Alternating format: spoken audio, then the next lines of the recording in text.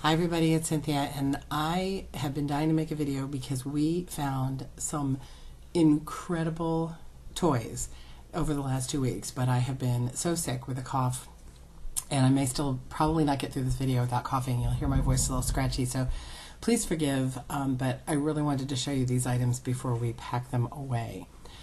So let me just dive right in, starting with these. Oops, I got my camera in a different place. I'm always confused about where to look.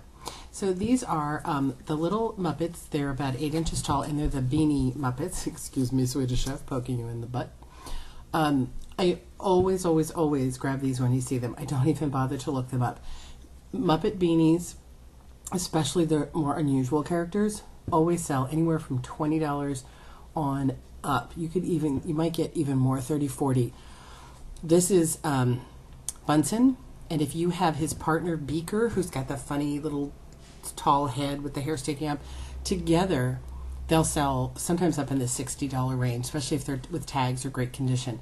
But he alone, he'll sell for 15 to 20, and the Swedish chef also will sell in that neighborhood. These are the ones from Sababa, I guess would be pronounced, toys. There are different ones of different sizes, so if you're comparing them online, make sure you're comparing Muppets to Muppets and not, because different brands have different value. But these are very collectible, the beanie ones. Absolutely grab them when you see them. Let me show you this before I get into that one. This guy, do you recognize him? Now, I'm probably going to pronounce it wrong. I used to call it Kilbon, but I think it's Klebon cat or B-cat. This was really popular in the 70s, I want to say, when I was a teenager. This print used to be on everything. I see shirts with it every now and then from Crazy Shirts, which actually used to be made here in California, and I think they're in Hawaii. Now, the shirts do really well. They sell in the $25 range if you get a really good one. This is one of these I want to call it like a stamped pillow.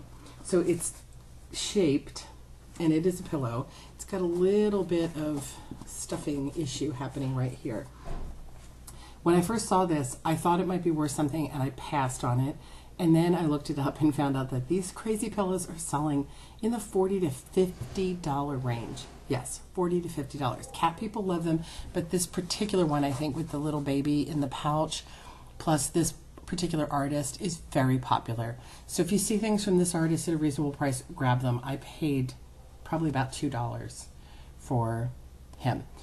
Most of what I'm showing you today, the Muppets came from Salvation Army. Most of what the other amazing things I'm going to show you came from this store that we just found that is so incredible, I can't even believe it.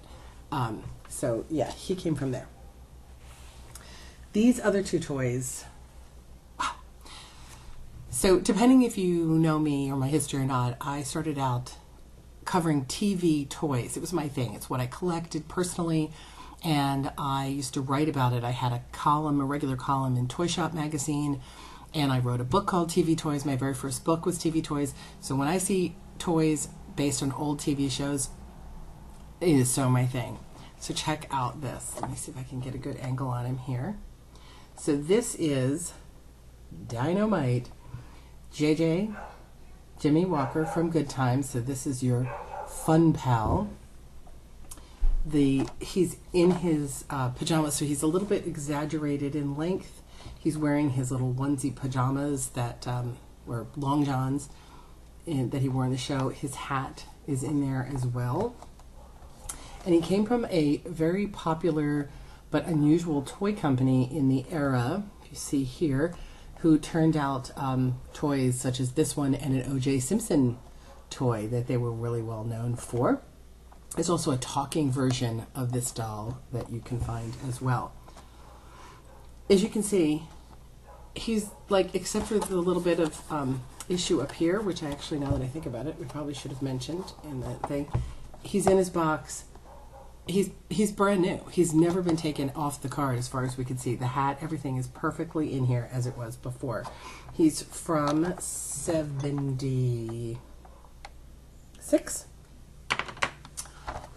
And pretty amazing. He sells regularly for about $100 and up. Well, I'd say around 100. The talking one goes for more. This one goes for in the neighborhood of 70 to 100, depending on his condition. So this one I'm expecting to see about 100 for. Fairly rare, but at the same time, there's a bunch of them on eBay right now in various condition. The next one is so big. Oh gosh, let me grab the box up here. This is 25-inch baby deer one from Vogue Dolls. Now, when I was a little girl, excuse me while I reach over and get her out. When I was a little girl, I had a book called, well, we used to call it Baby Deer, my Baby Deer book. And I think it must have been based on these dolls. Here she is. Is she adorable or what? Fix her dress here. So she's a hefty baby doll with her legs are plastic, her hands and face, her body's soft. She's still got her net on from, she's completely brand new. She's got her tag again here.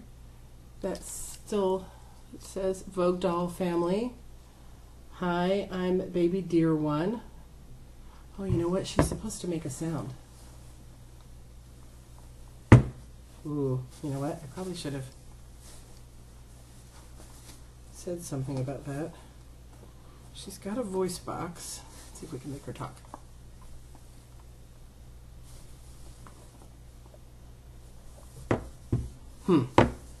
Okay, she does not seem to want to talk. She does have a voice box in the back. I can feel it. And I think it's just, you just shake her and she talks, I believe. Turn this poor baby upside down. Okay, well, that's going to lower her value a little bit. But she is in her box. She's brand new, as you can see. That's why it's funny that she doesn't talk.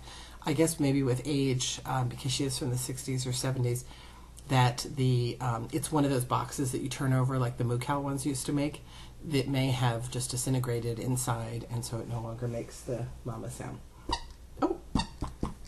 Oh, I take it back. Look at that. She squeaks. She does not say mama. It says I cry. I guess that's a crying sound. That's kind of sad. I don't know. But we'll figure it out. I should probably make a video of her. So let me put her aside for a second. She's quite heavy. She's going to sit there? She's going to sit there. This is a weird one. And I bought it because it was weird. So it's a camel. It's just lovely. It's a beautiful fur. And it's not, it's stuffed, but it's like hard stuffed. It's not like a stuffed animal like a toy you'd put in bed with you. And if you see under here, if I turn it on, it's never going to stop. It's a music box. So it's got, get the angle right. You can see the key. It's got a full music box inside. And it plays something weird, like, I can't remember what it plays, but it doesn't play Christmas music or anything, because this reminded me of like a camel for like a Christmas pageant or something. I don't know. I feel like he's almost handmade because of the box, because of the music box. I have no idea what he's worth. I haven't found anything like him. I paid like $2 for him, so I thought I'm going to buy him because he sure is beautiful. So we got him. I'm just going to show you a couple of shirts. I bought a ton of shirts in the last few days. Oh my gosh, and even more stuff I haven't even started yet. What? This one, I wish I could wear it because it's gorgeous. Carousel of Progress, celebrating 50 years of progress. This is a Disney shirt based on the old Carousel of Progress poster. It's got its Disney Parks tag. My understanding is it's a limited edition that was sold only at the parks a couple of years back, and the last person who had it, you could buy it for $40 from a parks dealer, but it's out of stock. The downside is it does say it's a youth size, which I guess it is, but it's the same as an adult small. I mean, look at that. There's totally no reason a small adult wouldn't fit in that. So beautiful. We're looking at about $40 on that one. I don't normally buy Marvel t-shirts because they're so plentiful, but this one I could not pass on because it was TV related. That says Secret Warrior, and if you look in here, get it, it's Marvel Agents of S.H.I.E.L.D. shirt. I could not find a match for this one either. I did find the Secret Warriors logo on some comics or some graphic novels. Sorry, you can't see that. So I'm assuming this is like a story arc from the Agents of S.H.I.E.L.D. TV series. I don't watch it anymore. Sorry, I used to. So I went kind of high on this shirt too because I couldn't find anything else like it. And the last one I'm going to show you is kind of one of these, I don't know.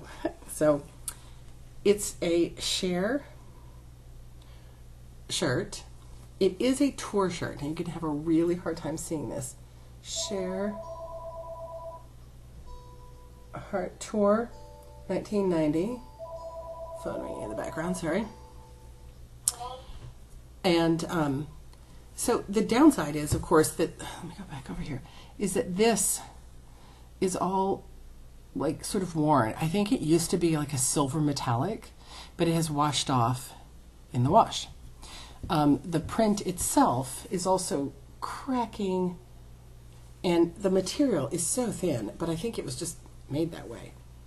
Now, the reason I grabbed it, because it wasn't such bad condition, was because of this tag and the 1990. I don't know if I'm going to be able to get there for you. It says Royal, but down here, you probably can't see it, down here it says Fortrell polyester. I haven't heard anybody use words like Fortrell, like talk about carousel of progress. Fortrell to me is again an older, like 80s, 90s fabric that I don't think we use anymore. So I have no question this is an original shirt. Here's the crazy part. The Cher Heart of Stone tour shirt with the same back, different front, sold for like $75. This shirt one time sold for next to nothing, and then other time sold for like the 50, 60 range.